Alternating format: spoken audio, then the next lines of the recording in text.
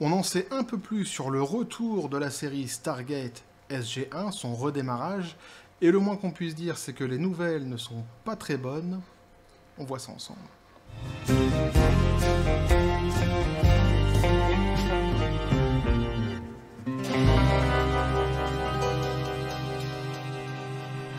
Ah, ça me chafouine.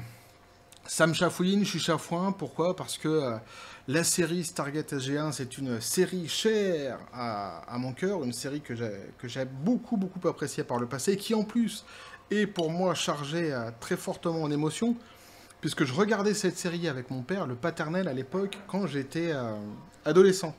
Et donc j'en garde évidemment de très très très bons souvenirs. J'avais fait une vidéo il y a un an de ça, justement pour annoncer le fait que la série devait revenir, puisque Amazon a donc racheté la MGM. Alors qu'est-ce que la MGM, pour ceux qui ne le savent pas? Le logo peut-être vous parlera plus, donc c'est ce logo-ci, donc la Metro Goldwyn Mayer, donc, qui a été racheté par Amazon, et Stargate SG-1 est un des titres dont la MGM était propriétaire. Et j'en attendais beaucoup, et j'étais assez content parce qu'ils avaient parlé de reprendre le scénariste qui avait justement travaillé sur la série initiale donc de Stargate SG-1, White il s'appelait, il me semble, ouais, ben, Brad White, voilà, ils le disent dans l'article, et j'en attendais donc surtout des bonnes nouvelles, hein. Et un an après, je refais donc une vidéo sur ma bonne vieille série, qui visiblement ne prend pas un très très bon chemin, et tout cela évidemment est lié à le virage qu'a pris dernièrement Amazon, vous allez le comprendre, et évidemment j'en suis tout à fait dégoûté. Alors, toujours petit café les copains tout de même, petit chafé même pour le coup, ah, ça remet un petit peu de baume au cœur quoi, le chafé. Donc puisqu'en ce moment j'aime bien commencer avec des répliques de films. Évidemment, je suis obligé, là, Stargate SG-1, bon, même si je suis chafouin, je vais quand même sortir un Tegmate Maître Bratak. Hein, pour les plus connaisseurs, vous aurez reconnu, évidemment. Et ça donne quand même envie de mettre au moins 2 coups de Zach Nictel à Jeff Bezos, hein, Amazon, évidemment. Alors, le Zach Nictel, 1 coup, je te paralyse, 2 coups, je te fusille. Aux États-Unis, on m'appelle Double Shot à cause de ça. Parce que je suis quelqu'un qui j'aime bien manipuler le Zach Nictel, et en général je mets 2 coups. Évidemment, ce ne sont que des conneries. Mais c'est évident parce que le Zach Nictel malheureusement n'existe pas. Bref, donc je reviens à mon sujet de base, hein, qui m'a mis tant chafouin, qui est donc, on nous dit, Amazon est susceptible donc de redémarrer tout de même Stargate, mais les pilotes de Brad White, hein, donc le scénariste original de la série originale de l'époque, donc ces pilotes sont destinés à prendre la poussière, nous dit-on. Donc il est plus que probable que Prime Video Amazon Studio redémarre Stargate après les acquisitions de la MGM en 2021. Donc ça, c'est ce que je vous disais, ça reste quand même la bonne nouvelle, c'est que Stargate devrait revenir. Mais si c'est pour faire ce qu'on pourrait dire dans le nord du Brun, ça sert à rien. Et malheureusement, quand on va lire l'article, on va se rendre compte qu'il y aura peut-être une petite pièce à mettre sur le côté woke de la force dans cette histoire. Alors MGM donc, avait précédemment passé un contrat avec White, qui a écrit la série télévisée originale Stargate SG-1, ainsi que Stargate Atlantis et Stargate Universe. Alors Stargate, hein, pour ceux qui connaissent pas, je vous invite, hein, ceux qui ont jamais entendu parler de cette série, je vous invite à aller vous renseigner, évidemment. Le colonel O'Neill, il y avait le capitaine Samantha Carter, il y avait évidemment Teal'c, le Goa'uld, et le mec à lunettes dont je ne me souviens jamais de son nom. L'espèce de petit intello de la bande, c'est horrible, mais je me souviens jamais de son nom. Mais de la fine équipe, évidemment, avec la passion qu'avait le colonel O'Neill pour la pêche, qui est maintenant à la retraite en tant qu'acteur, je suppose qu'il a le temps d'aller pêcher. Et qui a bien changé, vu les photos récentes que j'ai vues de lui, mais on s'en fout, c'est pas le sujet. En septembre 2020, donc l'écrivain et producteur de la franchise Stargate, Joseph Mallozzi, et rendez-vous compte que si tu rajoutes un Z et un I à la fin de son nom, l'histoire est tout à fait différente. J'étais obligé de la faire. A confirmé donc que des progrès étaient en cours sur une nouvelle série de White. Il a écrit sur Twitter, si la nouvelle série Stargate sur laquelle Brad White travaille donc redémarre, donc nous verrons pas mal de visages familiers. Ça c'était donc à l'époque. Hein, c'était le message à l'époque de monsieur Joseph Mallozzi, c'était en 2020. C'était pas si loin que ça, mais c'est tout de même à l'époque. Dès que c'est derrière, c'est le passé. Hein. C'est comme ça. C'est pas moi qui fais les règles du jeu. Hein. J'aimerais bien les changer de temps en temps, mais non. Ah, la machine à voyager dans le temps, la fameuse DeLorean, j'aimerais bien la voir. Bref, à l'époque, donc, Malozzi a détaillé... vous entendez la suite du coup, à cause de ma connerie. Je suis sûr que vous entendez la suite du nom maintenant. Donc Malozzi donc, a détaillé sur Reddit que si les choses progressaient, il aurait peut-être été possible pour la série d'obtenir une reprise et d'avoir une première donc d'ici la fin 2021. Ça, c'était quand il était encore dans les starting blocks. Hein, Malozzi, il était bien. Il s'est dit, ouais, c'est bon, c'est reparti, comme en 40, on va ressortir la série, on va recommencer à se faire du blé. Merci Amazon. Et ben, patatras, non. Cependant, donc, il semble que la nouvelle série de Brad White a été complètement abandonnée en novembre. White a fait le point sur où il en était avec la nouvelle série. Et le point, évidemment, est assez explicite puisqu'il écrit donc hein, vous n'aurez pas de nouvelles de moi, MGM m'a engagé pour écrire un pilote pour une nouvelle série, mais c'était juste avant que le Covid ne frappe, le timing n'aurait pas pu être bien pire, tous les joueurs, tous les acteurs en fait ont changé entre temps, donc c'est probablement destiné à prendre la poussière. Donc voilà, hein, cela aurait été amusant, cependant, a-t-il ajouté, évidemment, au-delà du fait que ça aurait été amusant, ça aurait été surtout super cool. Donc Malozzi indiquerait en outre que la série de White était morte en répondant à une autre question dans le fil sur une éventuelle campagne des fans, donc un tweetstorm. Alors tweetstorm c'est quoi? Un peu comme son nom l'indique, on arrive à deviner assez facilement, mais en fait c'est quand un nombre de tweets sont envoyés comme ça, de manière un peu frénétique quoi, à la suite, par une ou par plusieurs personnes sur un sujet. Donc il a tweeté, donc je suis sur Amazon et bien conscient des tweetstorms et du désir des fans d'avoir un nouveau Stargate, il y aura éventuellement une nouvelle série, mais aucun moyen de savoir qui sera derrière. Donc ça c'est pour les news plus fraîches, hein, puisqu'elle date du 3 novembre 2022. Hollywood donc préfère généralement les saveurs de la semaine, nous dit-il. En fait, ce qu'il nous dit, c'est que Hollywood préfère les choses qui sont à la mode. Et vous l'aurez compris, ce qui est à la mode en ce moment, c'est pas forcément ce qui plaît aux fans, mais c'est cette fameuse et terrible idéologie hein, qui ne cesse de massacrer des œuvres, en fait, j'ai envie de dire tout simplement, quoi. Malozzi donc écrira en outre dans un article du blog sur son site web qu'il existe une probabilité croissante que le canon Stargate existant soit progressivement supprimé à mesure qu'Amazon avance avec un redémarrage de la franchise. Donc lui, hein, il le dit clairement, ils vont s'asseoir sur ce qui avait été écrit dans le passé, mais pire, parce qu'on parle de réinventer une fois de plus donc la série.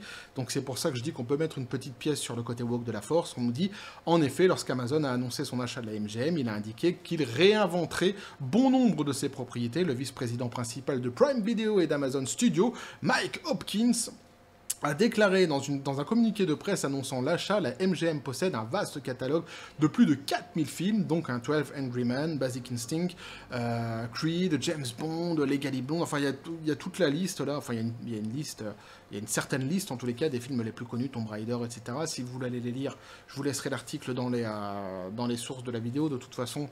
Dans la description de la vidéo, parce qu'on va pas se taper toute la liste, mais si, ça fait plaisir à certains, il n'y a pas de souci. Et puis aussi, donc, ils nous disent de nombreuses autres icônes, ainsi que 17 000 émissions de télévision, dont Fargo, The Handmaid's Tale et Vikings, qui ont collectivement remporté plus de 180 Oscars et 100 Emmys. Et oui, mais ça, c'était avant que les séries woke se cassent presque systématiquement la gueule. Mais ça leur je dis ça, mais c'est pas pour ça que ça leur empêchera d'avoir des prix, puisque de toute façon, les prix sont donnés, c'est donné entre copains. Donc hein, c'est l'ami de l'ami qui remet le prix, donc il n'y a pas de souci. Hein. Il a ensuite donc ajouté, donc c'est pour ça que je donne aucune valeur au prix en général.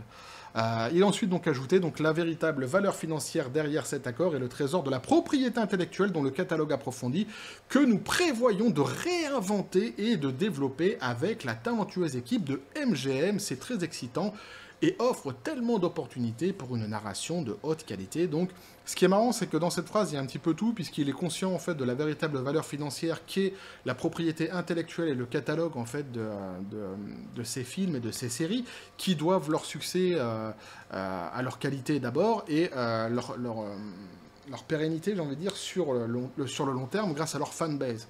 La fanbase dont ils marchent continuellement dessus, et dont il dit d'ailleurs qu'il va quelque part s'en foutre, puisqu'il va réinventer la série.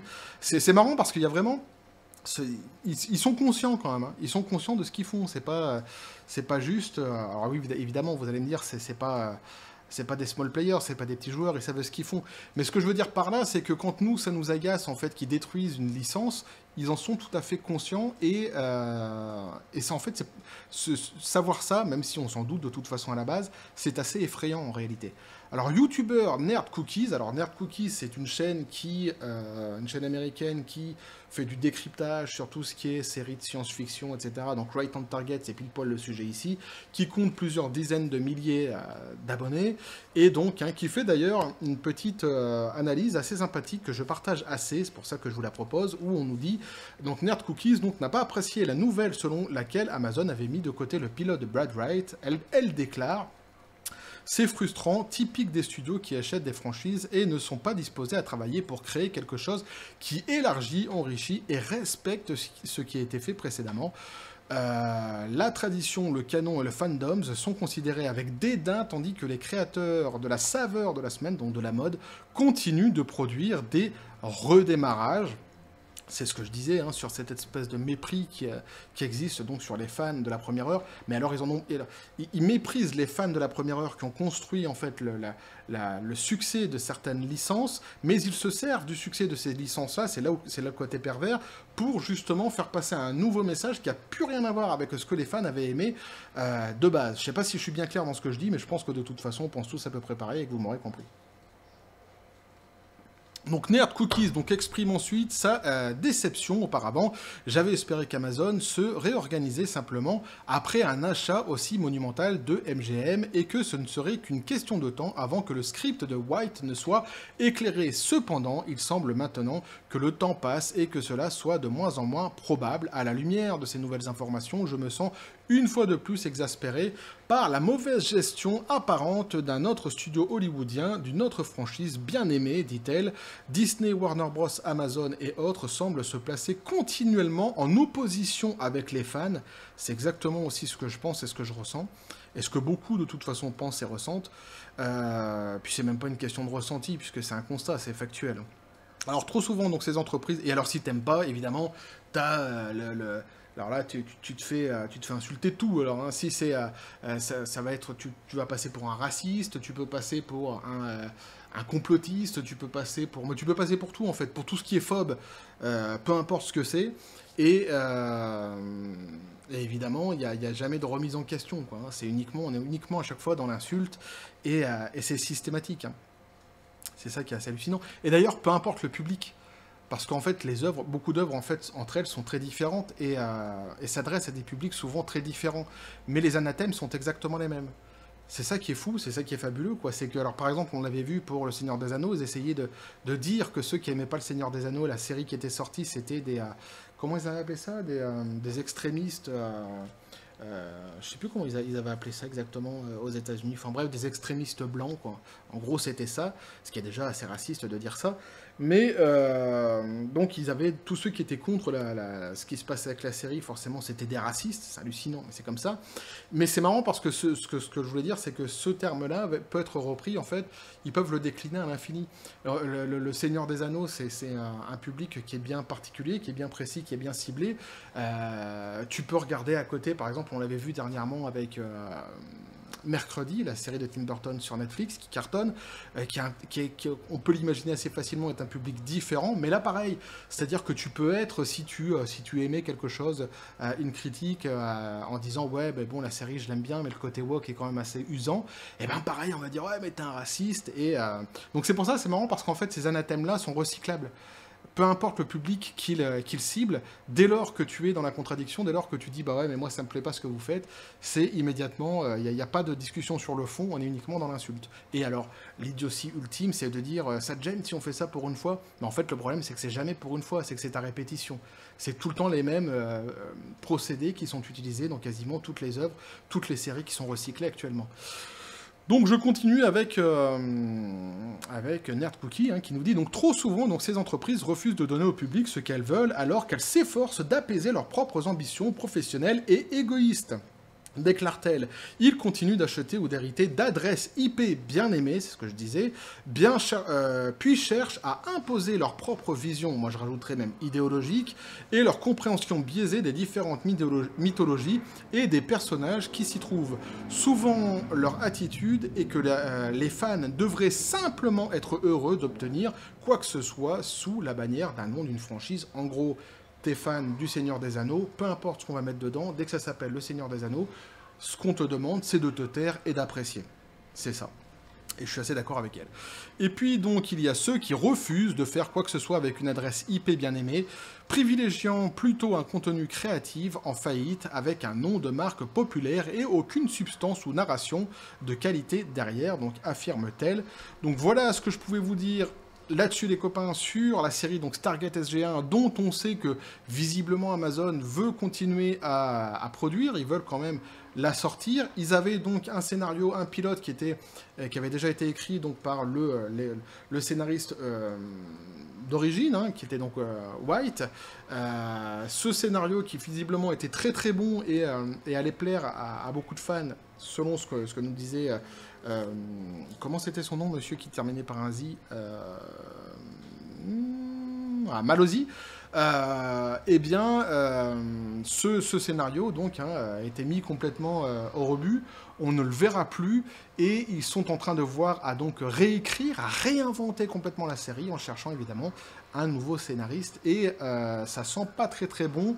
Et je pense qu'on pourrait mettre une pièce sur le côté woke de la Force qui est en train de sortir. Et encore une fois, on va voir une des créations, une des œuvres qu'on a pu aimer par le passé se faire complètement démolir par cette idéologie qui est de plus en plus contestée, en plus par le public, hein, puisqu'on voit les flops qui s'enchaînent à chaque sortie idéologique de leur création, qui ne sont pas des créations d'ailleurs en règle générale, enfin, du moins le mot création est un petit peu, peut-être un petit peu trop...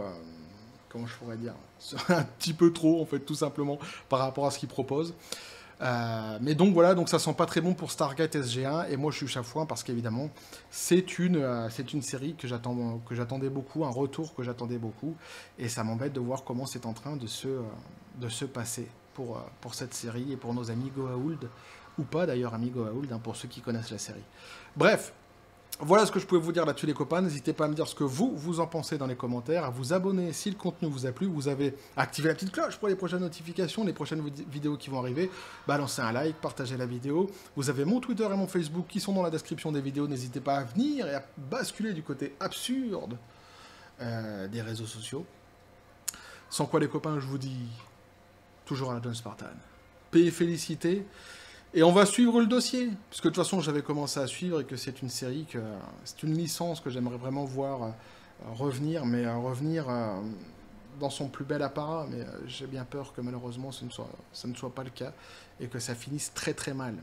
Bref, mais on va suivre le dossier. Et que la force soit avec vous.